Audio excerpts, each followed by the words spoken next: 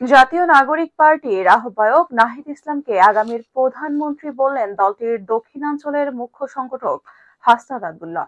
আজ সোমবার বিকেলে নিজের ভেরিফাইড ফেসবুক প্রোফাইলে এক পোস্টে একথা বলেন তিনি।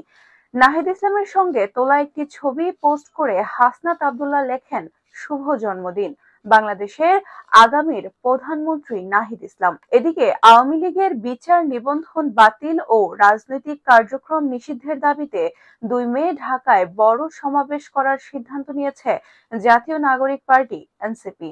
একই সঙ্গে সাংগঠনিক গতিশীলতা বাড়ানোর লক্ষ্যে পলিটিক্যাল কাউন্সিল গঠনের সিদ্ধান্ত নিয়েছে তরুণদের দলটি।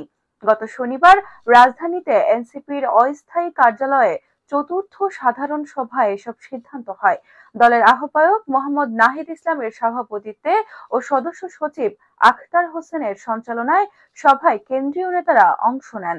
দলের এক বিজ্ঞপ্তিতে একথা জানানো হয়। বিজ্ঞপ্তিতে বলা হয়, সাংগঠনিক গতিশীলতা বৃদ্ধির লক্ষ্যে সভায় একটি পলিটিক্যাল কাউন্সিল গঠন করার সিদ্ধান্ত নেওয়া হয়।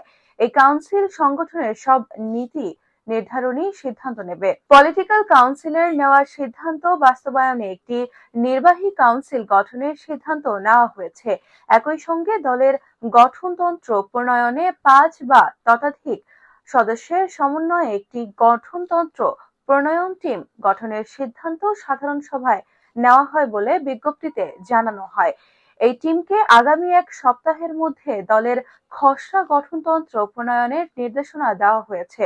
এতে আরো বলা হয়, সভায় আওয়ামী লীগের দলগতভাবে বিচার নিবন্ধন বাতিল ও রাজনৈতিক কার্যক্রম নিষিদ্ধ করার দাবিতে দেশব্যাপী বিক্ষোভ সমাবেশ করাও নির্দেশনা দেওয়া হয়েছে। আগামী ২ মে এনসিপি ঢাকা মহানগরের উদ্যোগে একই দাবিতে ঢাকায় বিক্ষোভ সমাবেশ কর্মসূচি পালনের সিদ্ধান্ত হয়েছে।